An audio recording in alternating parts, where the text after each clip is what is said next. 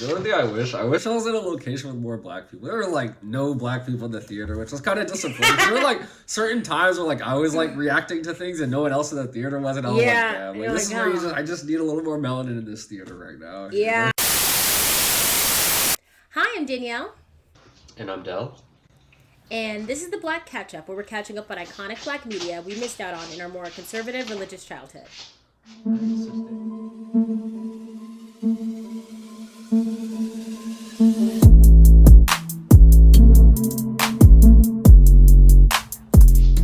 Alright, so today a very new one. Black Panther 2, Wakanda Forever. Wakanda Forever! Oh my gosh. I was waiting for this one ever since it was announced. Whenever it was announced. I actually don't remember. But yeah, a little while I've been excited for this one. Yeah. I've been excited for this one. Oh, man. So, if you don't already know, this is going to be a very spoiler-filled review. So, if you haven't seen it and you don't want spoilers, this is not the video for you. So, click out and don't just, be like, you guys gave spoilers, because we're going to give spoilers, okay? Yeah. Let's just all touch and agree on that. We're going to give spoilers. So, as always, I am DB. The people of Wakanda fight to protect their home from intervening world powers as they mourn the death of King T'Challa. Okay. Yeah. So that is basically what happened. Yeah, very brief for this one, but, yeah, as usual, starting off with things we liked about this one. Yes. Yeah, you want to kick it off, or?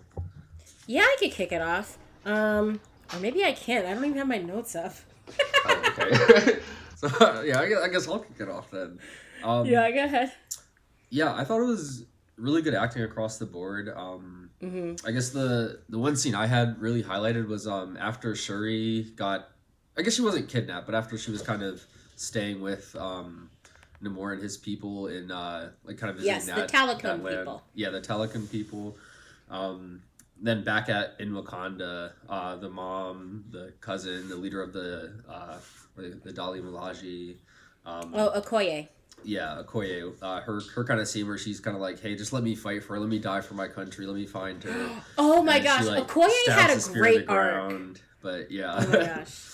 Okoye had a really great arc, this one. From her, you get to see a little bit more of her playful side a little bit.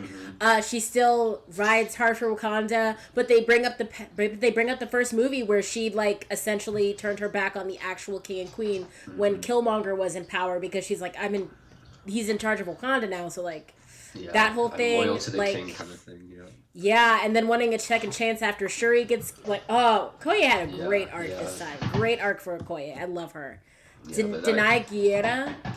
Yeah. I love her from The Walking Dead. I adore her. So, I was happy with her arc. Yeah, I thought they all had some, beautiful scenes like that. Just, very, powerful, emotional. A lot of good, tears were falling during some of these scenes. So, yeah, great acting in this. Yeah. One of the first things I have is I love the parallels between Wakanda and the Talokan culture. Talokan, I hope I'm saying that correctly.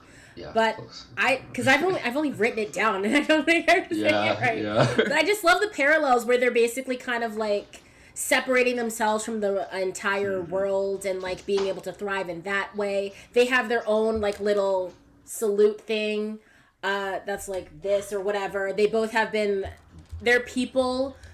With the Talokans, it's the Latinx people, and the indigenous tribes, is it Incan? Or I think it might be Incan. Don't quote me on that. But where they've their struggles with the white man and being enslaved and stuff like that, whereas Wakanda, obviously black people in Africa and stuff like that. Just the parallels of being able to thrive with the vibranium within their entirety of their culture, and how they know white people and the entire world would just fuck it up if they had it. Yeah, and I just love the parallels between them, and just so good. Yeah, and I like that too, and especially because there were so many parallels. I think it really made the kind of central conflict seem real. Hey, the rest of the world is trying to get this vibranium. Yes, right now they're coming for our stash, but at the end of the day, that affects you too, because we're kind of both in this similar mode of hey, we have all this power, we have all this vibranium, and we're trying to protect it as well as protect ourselves. So definitely agree with that one. see what else I had. Oh, I did like the final fight between Namor and Shuri. Yeah, I thought it was a good fight. And I like how it ended with her kind of like wanting to kill him, but then kind of like having all these like flashbacks of like her mom and of like her visit with the village and things like that, and then her ultimately coming to the decision to like let him go for the better of both sides there. So. And not a moment too soon, because Wakanda was getting their ass whooped. Yeah. I mean, yeah. I love Wakanda, but like they got a bunch of those underwater people. Because when Namor first came in, he was like, "We have more people than you have blades of grass," and I'm like, "What?" And then like they just kept coming, and they kept coming on the backs of killer whales. Like, dude. Yeah. And that like final scene of them like on the boat completely surrounded, I was like, I understand it's over, but y'all lost your whole tribe at this point. Yeah, everyone's gone, man. None of y'all were left. I don't know if I think it's my turn, but Black Panther and Ryan Coogler, they're 2 for 2 at having good, nuanced, justified villains, basically. Mm-hmm. So, of course, we had Killmonger in the first movie. Everyone knows that, yada, yada. But Namor, also a really great villain who, like, he was justified, he was nuanced, and, like, at points I think because his people could have won, and it just was like Shuri happened to stop him this one time. It's a type of thing where it's like he still has potential to like still flip over and be like, yeah, we're just gonna burn the world now. Like there's still that edge about him that could still come true. He was just a really good villain, and again, like Killmonger, very justified in their hatred of the rest of the world. Where it's like, yeah, as soon as I came up to bury my mom, all we saw was slavery, and I'm like, yeah, that sucks, dude. But yeah, another justified good villain that like a very nuanced and how he was able to like empathize and like try to get Shuri on his side, especially after he heard her say she wants to burn the world too. And even having Killmonger come back to talk to Shuri, I don't think you talked about it too much, you mentioned it, but like having Killmonger come back to talk to Shuri, that was I like that scene, yeah. That was so good because you could tell like she's had so much loss recently with T'Challa and her mother, the Queen, and then she's thinking she's gonna see one of them in the ancestral plane, but then it's Killmonger, and you're like, what the heck? But it's like he is still technically related to you, and he also took the herb to be Black Panther, and like she's of course wrestling with the fact that she couldn't get the herb back to like save her brother. Oh my gosh. And then he's in and it's like, you want to be like me and like actually get shit done, or do you want to be like your brother and just like, oh yeah, let's all just be friends for it. Like, good at having good job. Yeah, no, I really like that scene too. Yeah, I also did like the scientist girl. I thought she was just like a fun character with like her Iron Man I know her name either. Yes, Ironheart. What is her name? It was like Wilson. I don't know. I'm just making stuff up. I'm looking it up right now. I'm trying so hard. But Riri. Okay, Riri. Riri Williams. Okay, I was right with the Wilson Williams. Okay, that was close, I guess. But yeah, I just liked her like character, her kind of like being this like young prodigy scientist that. Just, like, kind of has her own like secret lair kind of thing where she just like does a bunch of awesome shit and just like creates projects for like giant like FBI agencies and stuff like that. Yeah. So and also like her kind of ending with the Iron Man suit, but like then being able to like go home and like her like willingly giving that up because she kind of understands like, okay, I understand what's going on. Like I understand like this vibranium thing's a big deal. Like I understand, But I just really liked her character as well. And I always like Wakanda. I like Wakanda kind of interacting with the rest of the world, and I feel as though this is a good way for them to dip their toes into interacting with the rest of the world. Because you can tell they kind of don't want to, but like with people like Riri, it's like, well, yeah, she's young, gifted, black, and I remember she was like, yeah, you guys probably don't have that saying over there because like everyone in Wakanda is gifted, so it's like a big deal for Wakanda to like open their heart to her, and she like doesn't take it for granted, and I love that relationship. Yeah. There's definitely a part of me that hoped she was gonna stay, or like the Wakandans would like take her in as like kind of like a prodigy apprentice kind of thing. But I was glad to see her go back too. Yeah, I feel like both could have worked. Mm-hmm, definitely. The last thing I had was I thought they handled Chadwick Boseman's passing really, really well. Yeah, it was beautifully woven in. I don't know if you've seen the video of Letitia Wright is that her name? Because there is someone, Letitia. Yeah. Yeah, Letitia Wright. I keep mixing her up. I don't know why I mix her name up with the woman who won the Emmy with Master of None. Lena Waithe. I don't know why. Oh. Lena Waithe, Letitia Wright. I get those. The LW, man. Yeah, that's actually pretty close. But I don't know if you've seen Letitia Wright's, when she found out about Chadwick Boseman's passing, that was like the most heart-wrenching story I've ever heard. It was devastating. But it felt nice in this movie because they were able to, like obviously he's not here. And I thought they did a good job of weaving it into the story and of, like, giving him a proper send-off. They gave him, like, a full Wakandan funeral procession with the beautiful white and all of that. And it also played into the story with Shuri and trying to, like, revive the plant thing that that Killmonger burned in the first Black Panther movie. Tell me why I forgot he did that. Like, maybe I should have watched the Black Panther double feature. Same. I was thinking the same. I was like, I probably should have refreshed my first. Yeah, I know.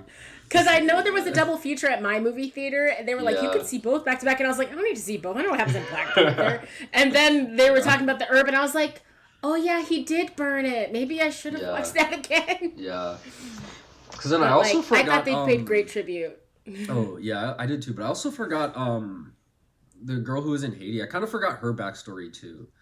Because apparently she had been gone for 6 years, but I guess her and T'Challa were married at some point. I completely forgot. Yeah, she Nakia? Yeah. Yeah. I think they rekindled their romance at the end of Black Panther, and then of course we didn't get any Black Panther stuff, like any hints of them up until, like, since the snap in the Marvel Cinematic Universe. So we don't really know what they were doing at that point. Because the only thing we know for sure the Wakandans did in between is save Bucky and do his programming as we learned in Falcon and Winter Soldier. But we don't really see much of what Wakanda does because they, like, stay pretty. They're like, fuck the rest of y'all. We're gonna stay keeping it to ourselves. Keep it right. If any of you guys try to get vibranium, as you know, we will kill you. So, yeah. Did they lose half their people from the snap? Yeah, they lost half their people, and then they came back. But, like, yeah, because when they lost their people, I want to say Okoye was in charge, because Chadwick Boseman was one of the people who was, T'Challa was one of the people who was snapped. Okay. But, yeah, definitely want to second that. I thought they handled his death in a very beautiful way. I especially liked the moment of silence during the Marvel opening credits. Oh my god, that was like no one was even like eating popcorn in the theater. Like it was so quiet. It was so. That was a very beautiful moment. It was lovely. T'Challa credits. So pretty. I guess last thing I'll shout out. Yeah, I'll shout out the soundtrack. The soundtrack was really good in this one. I have a bone to pick about the soundtrack. Oh, you do? Okay, I need to actually listen to the actual album on Apple Music, Spotify, or what. I need to do that still. But in the movie, I thought it played pretty well. There were a few moments where the soundtrack almost felt too grand and distracted from the movie a bit, but yeah, I did like the soundtrack in this one. Yeah, I guess if we're going into negatives, my bone to pick about the soundtrack is that. So, if anyone has talked to me in like my personal life, they know that I love the No Woman No Cry soundtrack thing in the trailer where it goes from No Woman No Cry to Be Alright by Kendrick Lamar. Love that. I can't find that song anywhere. That is my bone to pick. I cannot find that song anywhere. I looked so hard. Someone tried to just like pass off just the trailer one as the song went on. I'm like, no, I can still hear all the background music thing of the trailer. I just want the combo of those two songs. And then I read a thing where Ryan Coogler was like, yeah, I asked for what is her name? The woman who does the cover. What'd you say? Thames. Yes. Okay. He was like, I heard about Thames and I thought she'd do a great job at this cover and it was so good. And then I'd taken like music production courses, so I know that I wanted to combine it with this song. And I'm like, yeah, but where is that cut? Where is that song? I cannot find it anywhere, guys. Okay. And when I try to look online, it's just these people giving these hacksaw like cuts. Oh my, it was so good in the trailer and I cannot find it anywhere. So that's my bone to pick about the soundtrack. I cannot find that cut anywhere and it pisses me off. I'm so mad. Oh man, yeah, I know that. I know the like soundtrack album has like Thames' version of No Woman No Cry. Yeah, but I guess it does. It's not the mixed one, and it sounds really good. Yeah, it sounds really good. But I kept being like, why can't we have it mixed with Be Out Right? Because that was so. Oh my god, that was so good in the trailer. That's like literally my favorite thing of 2022. The mixing of No Woman No Cry into that, like with the, it was so good. Yeah. But I can't freaking find it anywhere. We'll use our limited YouTube power. Use our YouTube power to put in a request, you know? Please. Black Panther producers, if y'all are listening, drop we have 150 followers now. Maybe one of you is a Black Panther producer who can help me find that. That is my one request. I would die happy. That is all I want. I cannot find it anywhere. I'm fingers crossing, hoping that maybe when it comes out on digital Blu-ray, that stuff, maybe there'll be like an extended version of it, like. But deluxe album or something, you know. I swear, I looked for like hours after I saw the movie to see if I could find it. Yeah. It is nowhere. Man. It is nowhere. It is nowhere. That hurts a lot. Or even if any of you who are not Black Panther producers but still watch our content, but like happen to know of where I can find it, please put it in the comments. I know some of y'all are connected. Some of y'all are connected. Got people in high places, you know. Someone needs to give me that. Put in a word for it. Put out a word.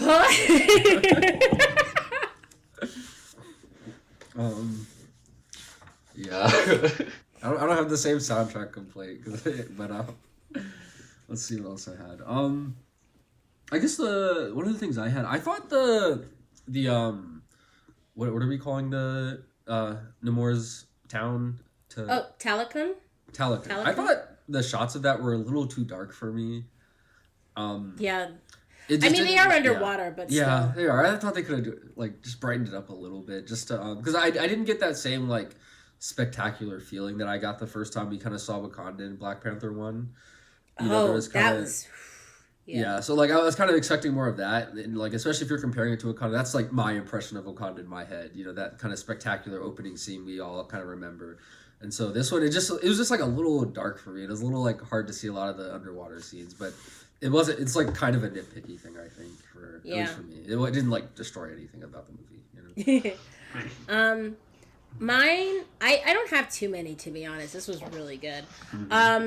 There were a couple wonky green screen moments, especially towards the end when they were doing the final battle. There were a couple shots where you just like, I'm like, I can tell you're on a green screen stage. Like I can see it so clearly in your outline. And that doesn't like fully take me out, but I'm always like, for all the money Marvel has, can you guys like tighten it up just a little bit? Like you're not a low budget production, guys. This isn't an indie film. Yeah. Like, come on. The other little nitpicky thing I had was kind of just like, not lack of consequences, but I kind of touched on it with that final kind of battle on the like ship. But like most of the Wakandans seem to die, like except the main characters. And I don't know why that just left me kind of feeling a little strange at the end of the movie. I was just like, oh, like okay, like they're at peace, but like y'all have no one left now. Like y'all were completely surrounded on that boat. There was like 12 of y'all left, and they were the 12 main characters who had like speaking parts. But that was also kind of nitpicky, I think. I could see that. Yeah. I also wish. I know this is like an ultimate nitpick because I know they're not going to do it. They weren't going to do it in this movie. But I really wish we got to see the fallback if they actually decided to go to war with Wakanda. Because at least according to, like, it makes sense politically to go to war with Wakanda. Because, like, they just lost their queen. They had just lost their king. And now we have Shuri, who's at the throne. And at the time when they heard that she was at the throne, she was still in, like, deep mourning. She wasn't the Black Panther yet. Didn't know what to do. So it makes sense. But I kind of wish we could have seen more of the, like, outside of the Wakanda bubble ramifications. But I will say Black Panther is pretty... almost like a self-contained Marvel movie most of the time. Because even in the first Black Panther, all their stuff they do, they just do it in Wakanda or like in the ocean so no one else gets hurt, I guess. But they're pretty self-contained. But I guess because I saw that glimpse in Julia Louis-Dreyfus's character, whose name I can't remember, I just kind of wanted to be like, are we actually going to go to war? That might be more of like, I'm excited to see what happens next. I want to know if they go to war. Yeah. And how the alliance with the Talokan people will be now. Because, like... Yeah, definitely interested to see how the Telecom people come back in like future Marvel movies and stuff like that. Because this guy seems super powerful. This Namor guy seems super powerful. Oh, he seems like the most powerful. Yeah. Plus, his right hand girl was like, I thought we were gonna fuck up Wakanda. Like, yeah, she was itching for the fight. She was ready to go to war. Yeah. But So I guess are we ready for ratings? Yeah, I think so. I guess I can go first. I gave this one a 4 out of 5. All right. Yeah, I really enjoyed this one. Yeah, like I said, acting was good across the board. I thought the story was really good. You get like your Marvel like very realistic villain in this one. I think the only thing that like really was a downer for me is I just didn't think it had the same magic the first one had. Which I guess is kind of to be expected, but yeah, I actually did really like pretty much everything about this one. Yeah, it was a really good movie, even not even just by like Marvel standards, by I think movie standards in general. But yeah, very enjoyable watch. Good action scenes, good it was a good movie across the board, I think. Yeah, I gave this one a 4.5 out of 5. I also really enjoyed it. They did a great job of handling Chadwick Boseman's death, which I expected them to do a good job because Ryan Coogler's amazing, as evidenced by the wonderful mashup he made that he's now keeping to himself. I love the parallels. I said it at the beginning, but I love the parallels between Wakanda and the Telecom people. Like, it was so great just to see, like, that, like, depending on the person in power, things can change so drastically on, like, how you are as a culture. I just love that. Black Panther is 2 for 2 at having good, nuanced villains. I know some of the other Marvel franchises cannot say the same. Okoye's story arc was really good. I didn't get into it, but M'Baku was also amazing. I love him. And just, yeah, like you, it didn't have the same magic as the first one. And I think part of it is because of Chadwick Boseman's passing. But they still handled it beautifully and did like a good. Go see it if you haven't. Go see it. Yeah, definitely would recommend this one. I don't know what our final question is for this one. We typically do you wish a movie like this was made sooner? It's hard to, like, Black Panther 1 was the sooner one in my head. Yeah, it's weird to say. I guess for this one, I will say I wish there was more Black superhero content in general, and that was as much fun as Black Panther is each time. And I wish we got more offshoots of Black Panther things on Disney Plus instead of like all the other mini series that we have. I say that having not seen all of them, but like I think Black Panther deserves its own. I think they're trying to do a Dora Milaje thing. I think I heard that. Maybe I dreamt that and just want to put it out and say yes, do that. But so since we're talking to the MCU producers anyway, yeah, because we have a direct line to them. We have a direct line to them. But yeah, I think we need more Black superheroes, more Black female superheroes that people can be obsessed with, like they are with their white faves. Powerful Black superheroes, like I want that every day of the week, all the time. Yeah, that is another thing I want to point out. There was a lot of Black women in this one, which was very good. Oh, there was hell very few men in this movie, which was like kind of very few, very different. But But yeah, I definitely second that, more Black superhero movies. And I think that kind of was part of the magic of the first Black Panther.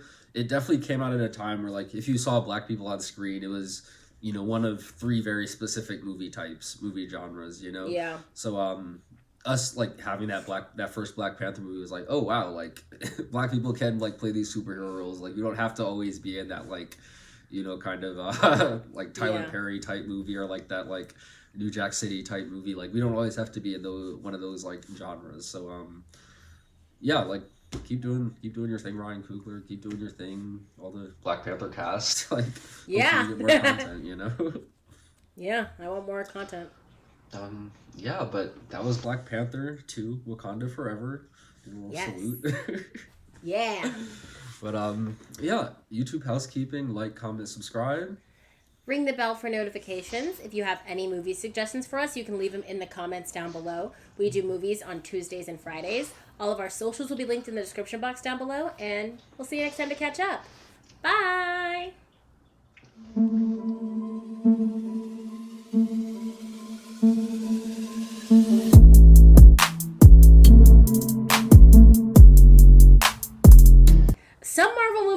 some real stank ass villains. I'm looking at you, Iron Man 2, Iron Man 3. A lot of those Iron Man like stank villains. Bruce Banner's villain in the Hulk. Some of the other, like, we don't have that many good Marvel villains. I know there's Loki, who's a good villain. Mm-hmm. I thought Hela from Ragnarok was really good, but whoever the villain is in Thor: Love and Thunder, that was okay. He was. They're starting to get better at the villains now, I will say, in Phase 4.